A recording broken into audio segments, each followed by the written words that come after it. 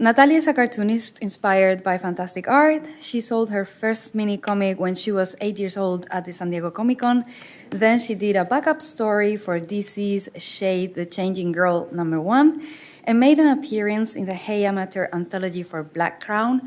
But she's not only a comic artist, she's also doing films right now. She's also an amazing pictorial artist, and I think that is a fantastic opportunity to meet one of the best artists of her generation. So, Natalia Hernandez.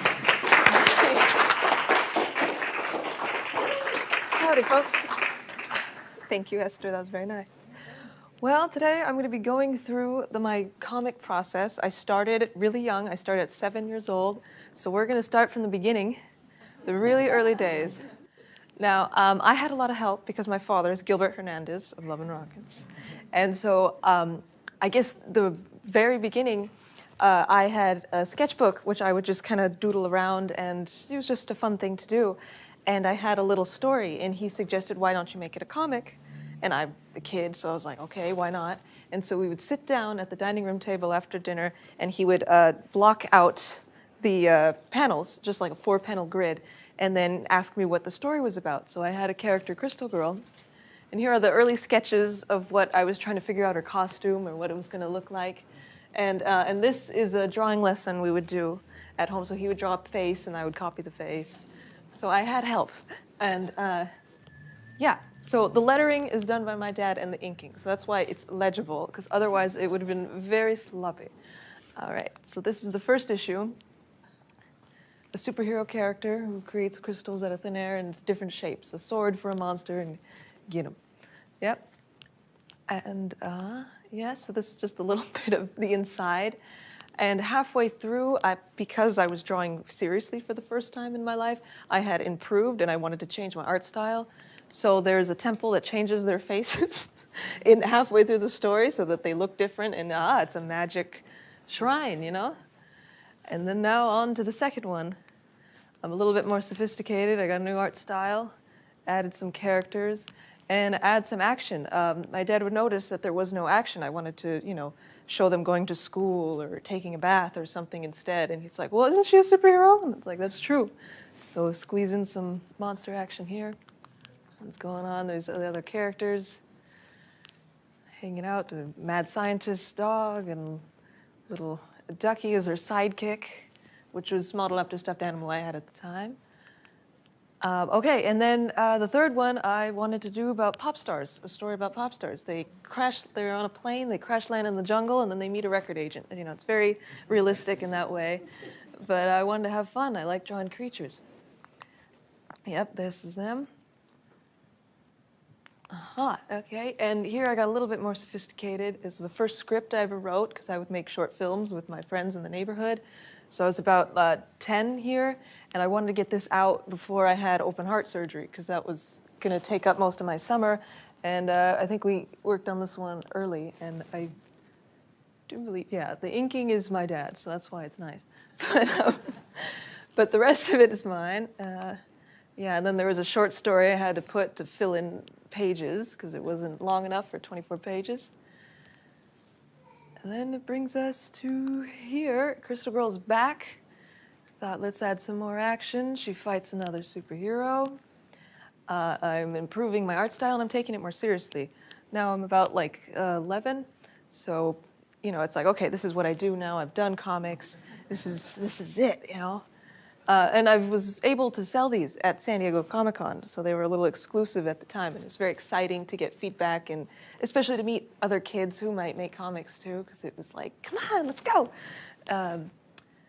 Yeah, and in this one I broke a lot of rules. They jumped through panels, and I was inspired by Nancy comics and all sorts of stuff. Yeah, so they're jumping through up there because I didn't know a good segue to get to the next scene. It's like, well, they could just, it's paper, let's go through the panel.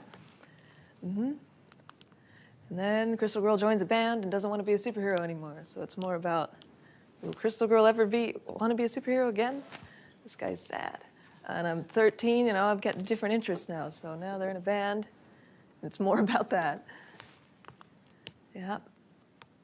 And now Yes, and then the last Crystal Girl story, they go to space, because, we haven't conquered that yet. And this one was a really fun one to do. More action, shooting cops, don't do that. Okay, and then this one, I was studying film in my high school, so I had made a short film with my friends, and then I ended up just adapting that to a comic, which was really fun to do. So it's interesting to, so this is clipped with a little bit of the short film, but yeah, egg and cheese. And so that became my comic for that year, and I was trying to be slicker. Well, I have to interrupt because Yeah. basically egg and cheese was the only thing she ate when she was little. So she thought everybody ate egg and cheese. So I made a horror film. And Yeah. so when she couldn't think of a title or something for a short film, I just said, what about egg and cheese? It was about egg and cheese. What was the film about? The short film that. Film about it was like a meeting the parents type thing. A young couple meets the parents, but they're part of an egg and cheese cult, and so they're like, "You don't like the egg and cheese?" No, that's what it's about. The boy. Oh, yeah? I just Yeah. wanted to say, the boy in the middle with the stripes. He's just a neighbor kid, and he's a. If you ever see the film, you can look it up on YouTube, right? Yeah, on YouTube. Okay. Yeah. He's a terrific actor. He just got it, and he was terrific. He was even nominated for an award and all this stuff. He was just a kid, and he just knew what to do. He just nailed it. We've been working together for a long time, so it was fun. Okie dokie. Well, this is where I was trying to get even more sophisticated. This story was kind of a comment on my immigration for me, because it's about an alien biologist who's dealing with aliens coming to Earth to live here, but seeing, who's compatible with this atmosphere and what's going on here. And I don't think, of course I don't have it on the slide. No, I don't. There's an alien that lands, into the town that they can't identify and they don't know what to do with him, but he's just kind of floating there. And at the end of the story, they realize, well, he's not doing anything. It's fine. So that was my big stance, even though I just wanted to draw like space stuff. How old are you, Karen? Like 16, 17 maybe? Yeah.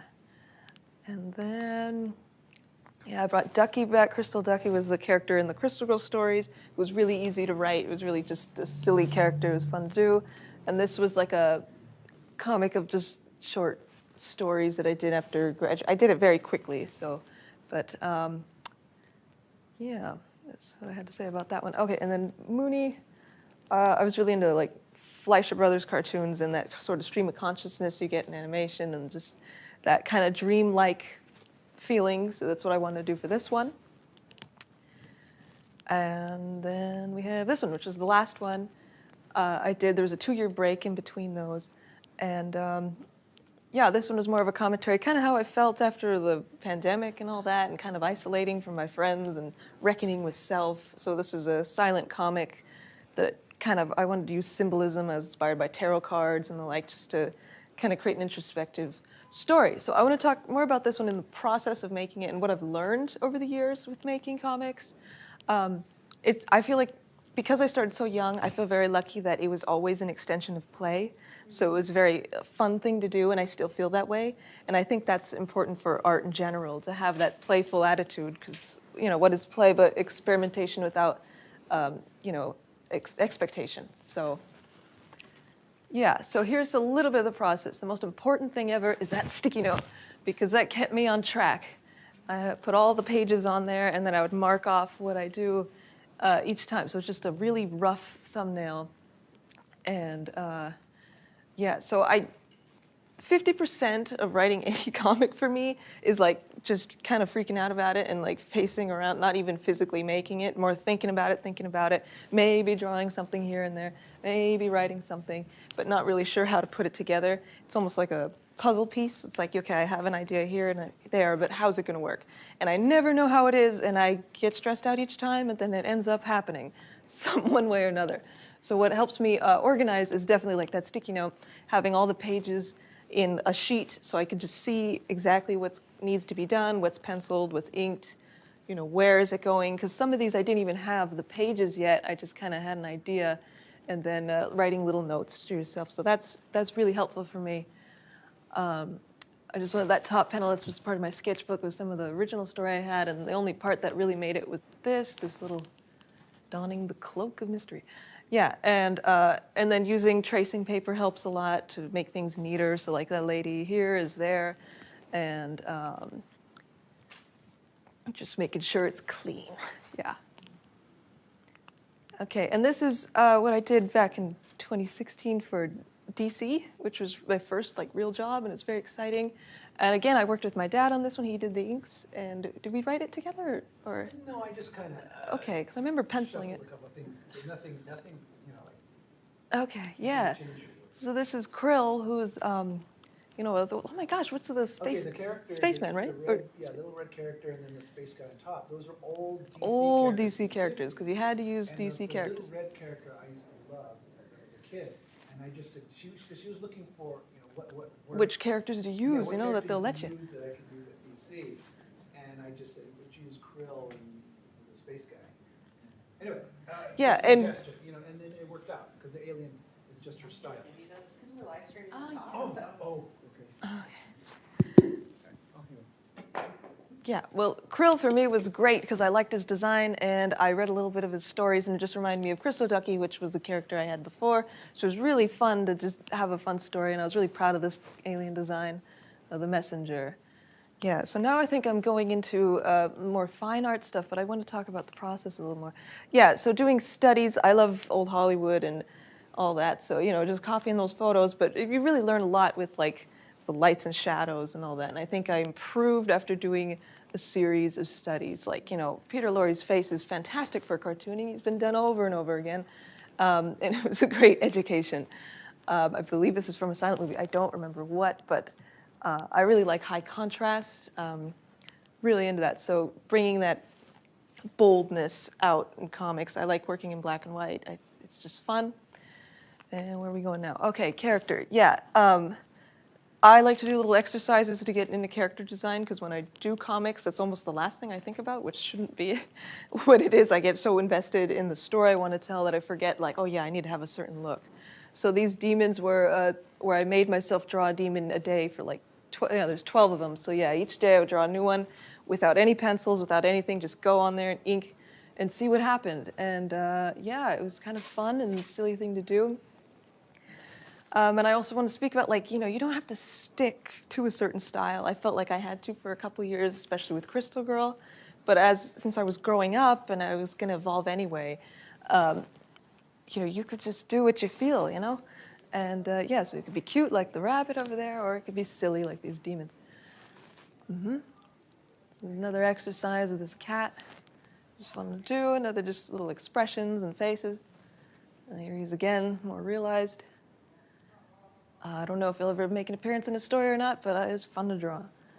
And then, yeah, and then drawing scary things too. This is how I was feeling that day, and I thought, you know, might as well draw that, and, you know, working with light and shadow again. And then, the self-portrait. Yeah, it's always vain to do a self-portrait, but it's always fun, and someone's got to do it. Yeah. Okay, so these are early influences for me. I was very lucky to grow up in a house of comics, so I could just run to my father's workroom, which was also like a library, and pick these up. Mellon really, really inspired me for the Crystal Girl stories and superhero stuff, as well as like Powerpuff Girls and what was around at the time, and women as well. And I guess, yeah, and these are more modern influences, or, well, they're turn-of-the-century illustrators, but I really love the graphicness and almost the extreme, like Aubrey Beardsley is, you know, from like the 1890s or something, and he was always talked about he was doing the grotesque, yet it was beautiful, you know, inspired by woodblocks, prints and that, but I love the contrast and the graphic nature of it. Yes, and this was for a college magazine, Gutter magazine, is Metamorphosis.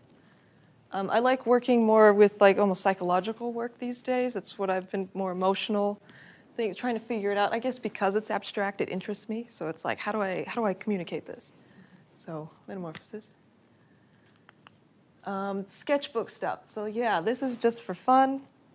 Now I probably wouldn't have shown this if it wasn't for this talk, but it's just really try to, you know, get in that state of mind to flow, see what happens. Just go with pen. And yeah, okay, and these were for a story that I gave up on. I wanted to throw away panels completely because I felt like, well, why do we got to use panels anyway? And to have it flow, but then I did one page and got tired and was like, well, I understand why we have panels, it's easy. But also, I guess I wanted to say, never throw away your work because you never know when it might be useful, or maybe it'll inspire a new idea and you're like, okay, well, this isn't going to work, but I'll use it somewhere else. Let's see, what else is here? Is this more fine art stuff? That's chalk pastel. Did a drawing class. Okay. Yeah, this is another exercise where I didn't feel like drawing, I felt like I couldn't draw, so I just went in there with a big pen and painted it and saw what happened and was trying to quiet my thoughts. Yeah. More art stuff. I really like the graphic style. And yeah, that's it. I will go back and forth if I need. So thank you very much for listening to my spiel. If there's any questions, I'd love to answer.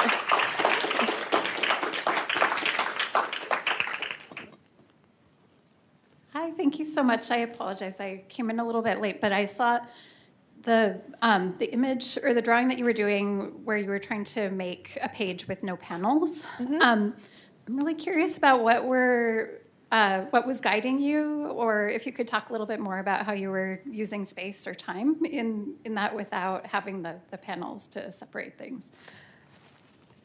Yeah, I was thinking about, I was inspired, like a lot of shoujo manga can kind of go and overlap, and I love that style. And I like the raw emotion you can get from that. And also trying to figure out, like, how does it read? So, okay, we start at the castle, we read the note, I don't have any words here, someone's reading it, and they're going somewhere. And this is from like an old movie or something, I was just trying to figure it out. I just like the flow, and I like that it could stand alone as a drawing or an illustration, but also be a part of a story, and I do in the future want to continue to try it. It's just a lot of work, so I gotta do it. Yeah, thank you. What was the story about? What was the script you wrote for this project? Well, that's a good question, because I normally don't write scripts. Uh-huh. But this one is supposed to be like a Gothic story of, with, a necromancer and ghosts and all that sort of thing. Yeah. Uh-huh. So you were planning to do, a ghost story suddenly, and why did you thought without frames? Let's bring the Gothic experience without frame. I really wanted the flow, and mostly with the flow, and just to see what I could do with the image. So, yeah, that's interesting. Yeah.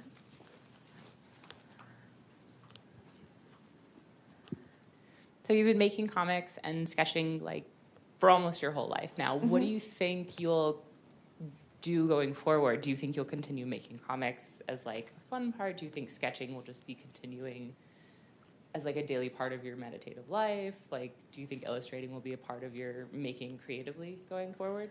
Yes, I would like to do everything. I mean, comics are forever for me, and I just want to see what I can do. I mean, I'm 22, so I'm still learning every day with art and all that. But yeah, illustration, comics for sure.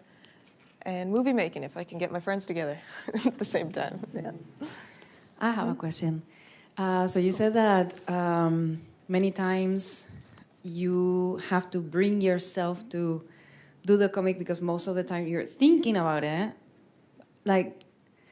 Is there anything that works for you to really bring yourself to sit and really do the comic? Because I think that's a struggle that we all have, whether we're writers, whether we are even academics, and sometimes you don't really procrastinate, you just think about it, and it's just hard because you're blocked. Yeah. So I don't know, what are some ways that you have to unblock yourself? Or Well, deadlines help, because then you can't fight it, and it's like, okay, I have 3 days, let's go, and then hopefully get enough you can get done. Before with this little sheet of paper, where is it? That really helped me because I could visualize what I needed to do, so it didn't feel as daunting. So I'm not just staring at a blank page going, oh, now what? It's like, okay, I kind of have a basic idea of what needs to go there. And it's, yeah. When advice I got from my dad that really helps is when you're not feeling creative, you're not feeling it, but you got to get some work done, is just to do all the technical stuff. So like rule borders, draw in bricks, color stuff in. Just do all the stuff that's like, you don't really need to think about. So when you are inspired, you can go and you're ready. You got pages ready to go. Yeah. So that helps me.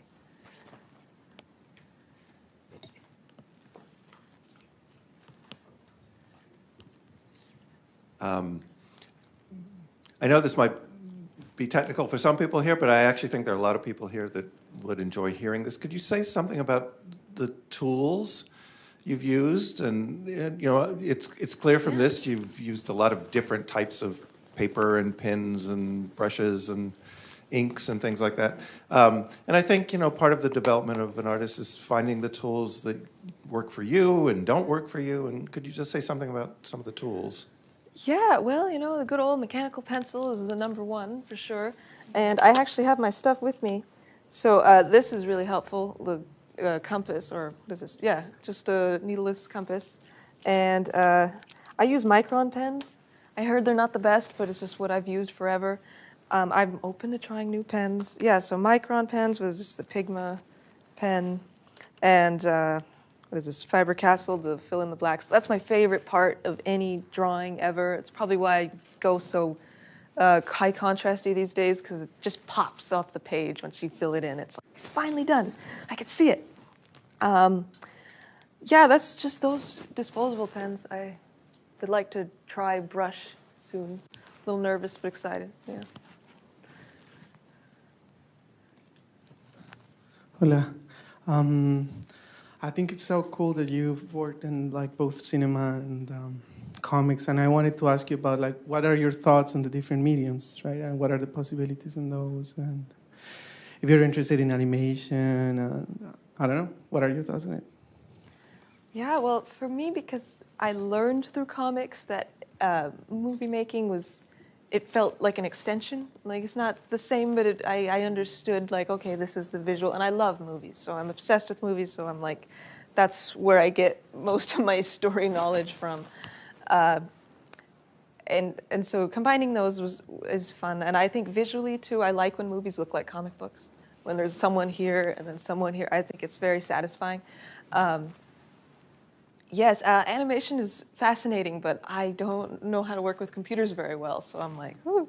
I like the traditional. I like smear and ink, even if it messes up, because sometimes something cool can come out of it. I like the texture of it.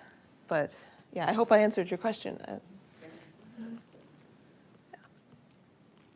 I have a question, and I think as myself, I'm the daughter of a very prominent Spanish writer, and they always ask me about, how was growing up with someone prominent, and how was the relationship? How did you learn to appreciate comics? Because I learned with my father to appreciate books, and many times he taught me how to read manuscripts in the beginning and things like that. So I was able to figure out. Then when I grew up, I was able to read others' manuscripts because he taught me how to read his manuscript, so I can read now manuscript and have opinions on that. How was your experience in that matter? Which things do you remember, when you are growing up, seeing him on the table, working, and when he started approaching? So can you speak a little bit of that? Because for me, as being the daughter of a very prominent writer, a writer myself, was a very interesting experience. So I want to hear your experience.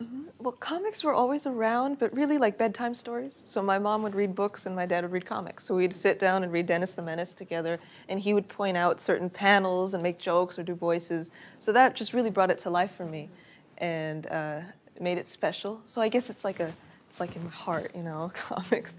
And then just having them accessible, and growing up with going to comic conventions too was helpful, because I see people I know, my family makes comics, and then there's other cool people make stuff in it. And seeing women cartoonists was a big deal to me, because I didn't think about it back then, and then it was like, oh, you can do that too, and that was so exciting. Which women cartoonists were the ones you? I remember seeing, because Fantagraphics, or Carol Tyler would be signing. Trina Robbins would have stuff. And I was very lucky, actually I have a good story. I was very lucky to meet Moto Hagio, the manga artist. And Yeah, and she liked this panel. So I was very like, anyway, so that was just really inspiring, and I seeing that. What else was the question? Yes, like for example, when your father was showing you like pieces that were done with pencils, so they were explaining to you how. Did you remember that moments on the table? Mostly when we sat down to do the first Crystal Girl is when he just said, "Okay, this is how the story goes," and then I was remembering the comics we read together, and it was like, "Oh yeah, this makes perfect sense." And the guidance there. But he never really instructed me to do anything. He mainly showed me, which I really appreciated because I had room to grow and figure out what I wanted to do. I would be playing with toys and stuff and go into his room and see what he's up to. And I loved watching him fill in the blacks. It's like... And when you start reading the comics of He wouldn't let me till recently. So until recently, he was very serious about, what things to read. Like, and when you were able to read for the first time, all the materials of our rockets, because I remember when my father got his book and I learned to read, and there was exactly adult material that I had to have the ability to read and understand. So how was that? Yeah, it's interesting. Reading Love and Rockets is strange for me because it's so personal. Because I see in-jokes and I go, oh, you put it in the comic. Or little things like that, and it's like, wow, I'm learning a new side of my dad that I didn't know. Because I really, he said I had to be 80 when I read his books, but, I got to a little jump ahead. And read them. No, because that is a very interesting experience. Like when you are part of the life of a creator and you are aware, happens in me that I read things of my father that I know how he developed that. But the scholars, when we go to conference and things like, they will talk about that character, and I will say, oh, well, I know things of that characters, of that process, creative process, that are different. That the family experience gives you a different perspective, and how you see yourself as an artist also. How you get the best of the experience and you grow yourself. Mm-hmm. Also, you mentioned the importance for you to see women cartoonists, but what do you think about the representation of women in your father's and your uncle's comics? Well, it was like normal because they see women as people. So I don't know. I was surprised at all the shock of there's women's stories. It's like, what do you mean? That's normal. And growing up with them, they're always, they're my family, so that's what I perceive as normal. It was like, well, yeah, so, that's how I feel about it. And it makes me proud, especially now of seeing oh, yeah, it's my dad, it's my uncle. But that's how I feel about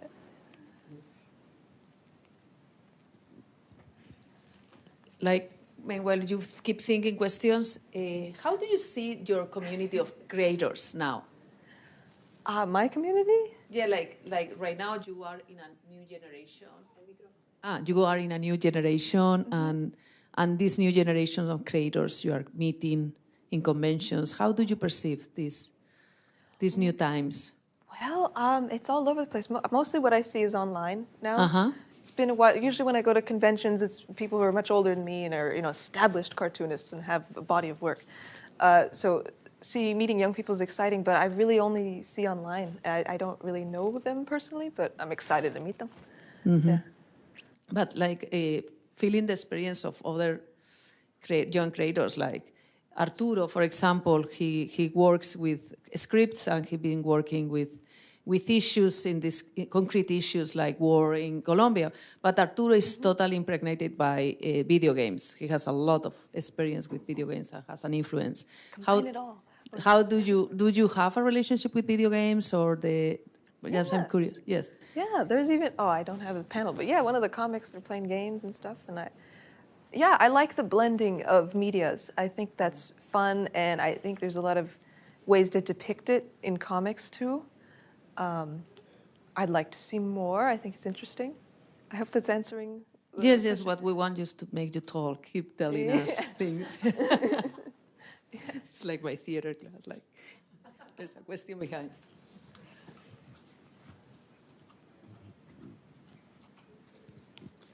Yeah, thank you for showing us and talking about all your art. So actually, that was one thing I was thinking of while you were talking was different media. And because you've talked about, you've also done short films and comics, and I was wondering, when you decide to make something, how do you think of it in terms of this will be a print comic, or you might put something online, or it might be a short film? Like, how does that sort of weigh in your creative process? That's a good one. Everything is a movie in my head when it starts.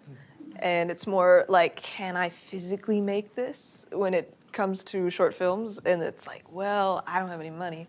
So, or my friend, they don't have that car anymore. Well, and so, it goes to comics because then it's like, can I draw this? And then most of the time it's like, yes, even if I can't, because, I got to learn somehow. So that's how I it's more of like ability, really, for me, what will work. Mm-hmm.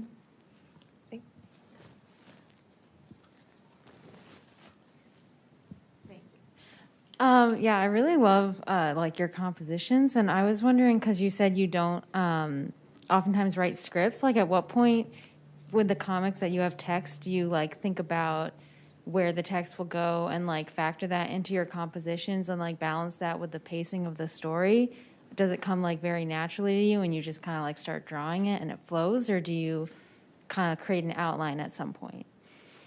Well, now I'm a little bit more structured. In these old comics, yeah, like this drawing, it gets cut off with the little caption here because I wasn't sure where it was going to go. But now I do think about it as a whole, like at a whole image. And it's like, okay, if they need to say something, I'll try to put it in there organically, like a part of the drawing, like the caption bubbles or stuff like that. Mm-hmm. Before I had because it was an extension of play, I wasn't thinking deeply about what was going to happen in the story. And that worked out for the early ones because there's that kid naivety that worked out for me. But as I got older, it's like, okay, I got to hone it in a little bit more. But I still try to keep that whimsy or that flow. I guess I'm obsessed with the flow and I want to keep it going. Yeah.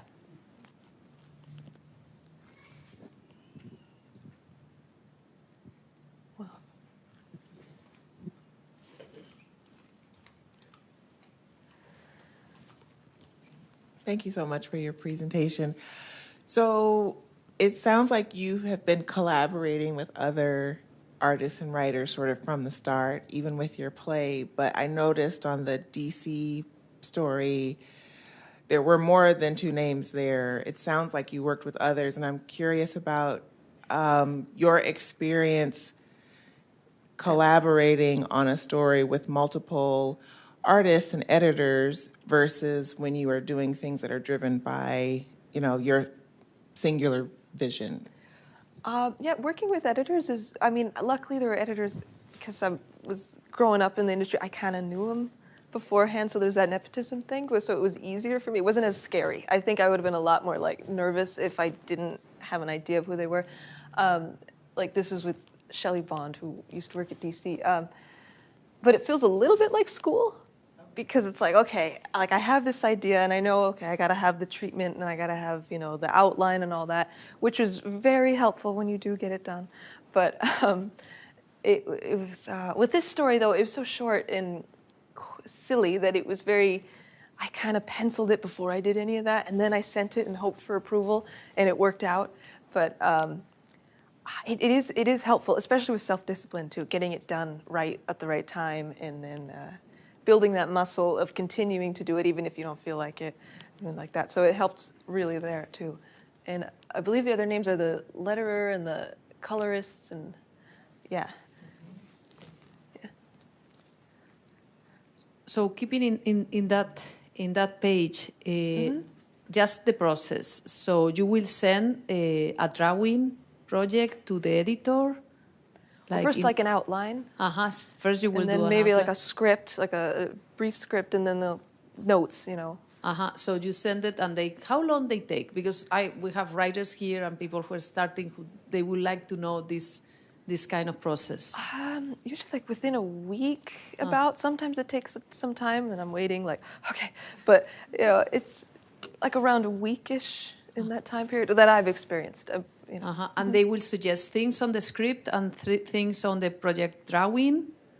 Sometimes. With this one, not so much. With other ones I've done, Yes, or just like more clarity, which makes sense, you know. But nothing drastic. I was never like angry about anything that was suggested. It was more like, oh, that makes sense. Yeah. Yeah, because I guess we're similar. Some of us here are writers, so you send to the editor that they will send you notes of characters. Like, well, maybe you can talk a little bit more at this character, or maybe things like that. So it's really important to have a good conversation with the editor, so you're on the same page. So you kind of know, like, okay, this is the style I want to work in. This is what I do, and then you kind of meet in the middle. Do they, in the case, was DC comic, no? Yeah. Do they put limits? They tell you ahead, like certain things cannot show or things like that. I'm curious because. Yes. Well, this is DC, so they have rules. So the character, picking the character. That's why I had trouble, and we had to do that together because he knew more characters than I did. And approving the character too, because like there's continuity in all their stories, so I had to choose one that wasn't being used or not gonna. So that was the biggest thing I remember with this story in particular. And I guess keep it clean. You don't know. I think there was an alien that was smoking originally, like sitting on a wall, and then it's like, no, don't put that. So interesting. Like they were saying, no tobacco. So we can. Like sometimes when you analyze comics, you can figure out the times if nobody is smoking. Like, well, since when the rules are certainly things like of rules. No, it was alien smoke. It wasn't even. Yeah, but that's a very interesting aspect. No, how there is certainly input in things, especially with this type of comics, are trade and. Is there any other question, other curiosity that you might have? Something maybe? Gilbert, do you want to add a little bit of how it's been, your experience with Natalia? Did I miss something in the early thing? The other perspective. So. Okay.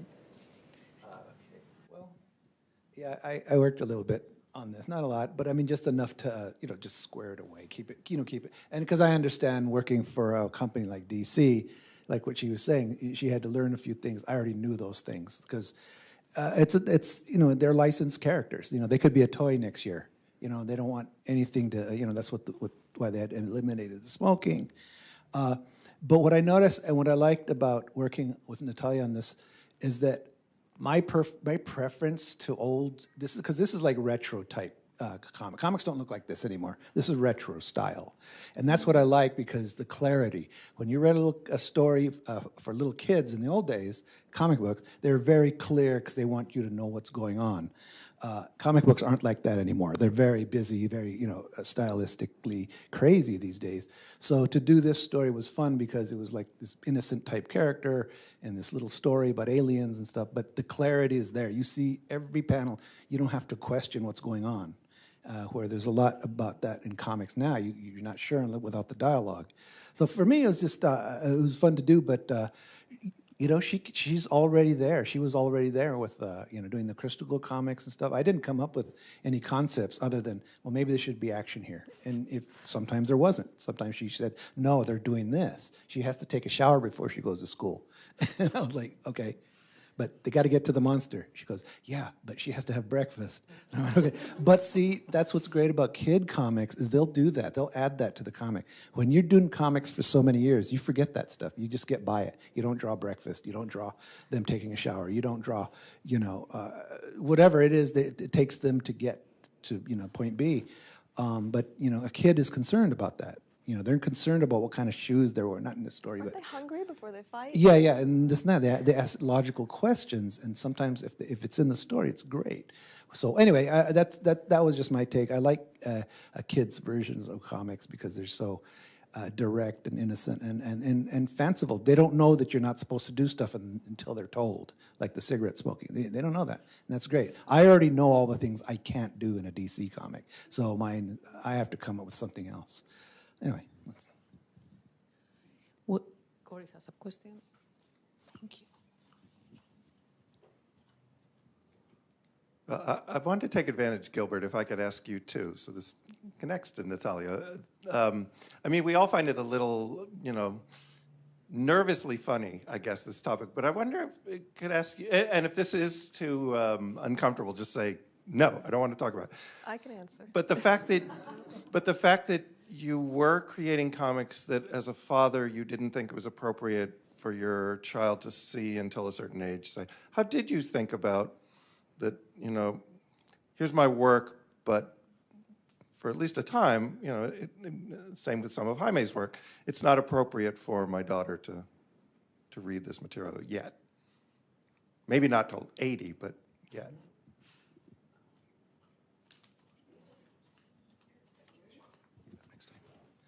So you're asking like what I was thinking of during those days of when she's growing up and I'm drawing pretty rude stuff? That's what you mean? Well, I knew there was going to be a problem later on, so I just avoided it. You know, I just like, no, you know, because I have to be myself. I have to. So I always jump into saying my comics are underground comics. I don't know where Jaime feels his comics are.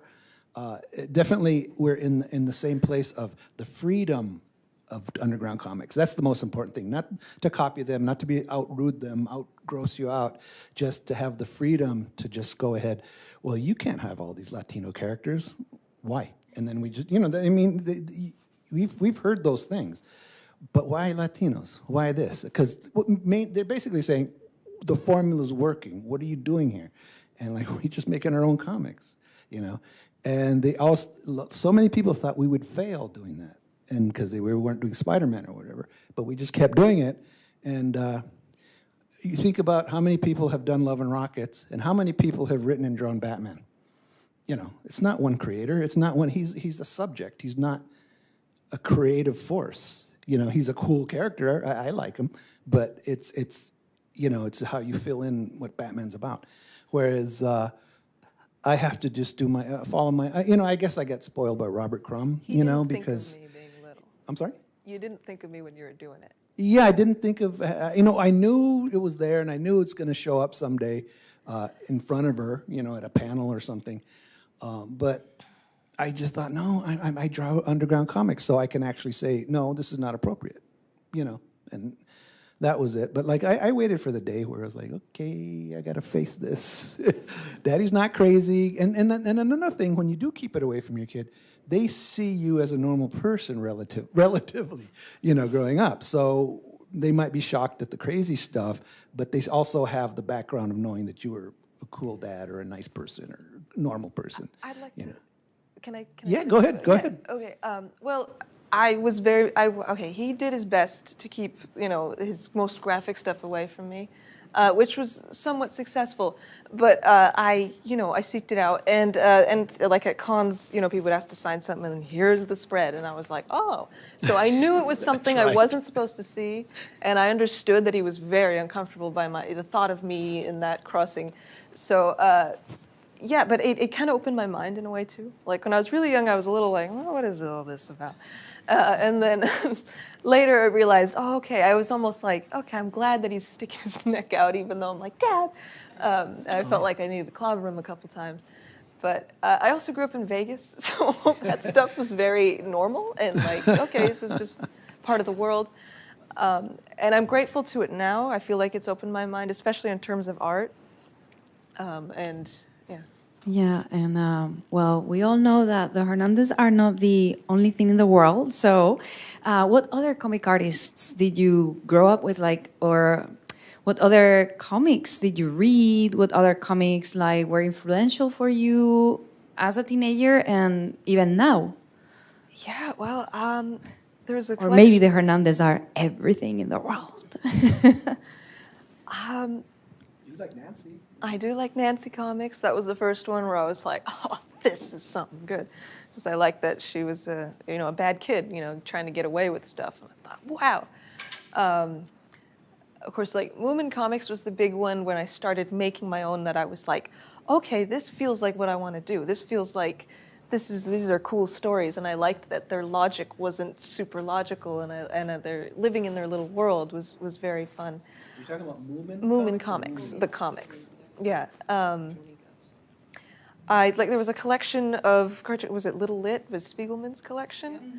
And I really liked Kaz comics in there. I liked how it get very direct, like you were talking in terms of style. Is that very just clean line? Of course, Peanuts was a big deal to me too. I really like that simplicity in comic strips, in comics, the very direct cartooning. Yeah, those are some that really interest me. And what about manga? Manga, definitely. I read Fruits Basket when I was younger. Moto Hajio was a big one. I read her story, her collection of Drunken Dream and other stories, way too young, and it kind of traumatized me, but also inspired me. Because I was like, these are so sad. Why is it so sad? But then it was like, oh, you could do that with stories, and it really opened my mind. And I like the way she messes with gender and sexuality as well, because it's kind of ambiguous, but you know what's going on. And I try to keep like these later characters more ambiguous, because they're not like a specific person, but they're parts of me and parts of other people. So it's like, here they are. Yeah. One last question. What are your future projects? What do you have ahead? What plans are you having? Well, right now I got a bunch of scrambled ideas and I'm trying to wrangle into a comic. I recently finished a comic for an anthology that will be announced shortly. I can't really say more about that one. Yeah, I want to continue to do more graphic, more almost horror type stuff and see how I can work with pacing, because that's my current interest in the medium of comics. Yeah.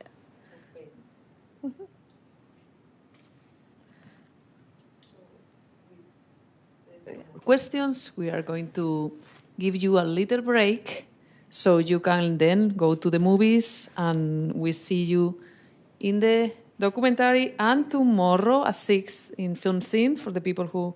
And tomorrow, please remember that we are having Kiana speaking early in the morning, at 11 o'clock. Fantastic talk she's going to give us about desegregating comics, debating blackness in the golden age of American comics. Then Jaime and Gilbert will be with us, speaking about their work and perspectives. And then we will have a beautiful roundtable with Kiana, Natalia, Dariek, speaking about different aspects of comics. And then signing books. So it's going to be a delightful rest of the conference. So see you all in the different men. Thank you so much. Thank you, Natalia. Thank you for giving us this opportunity.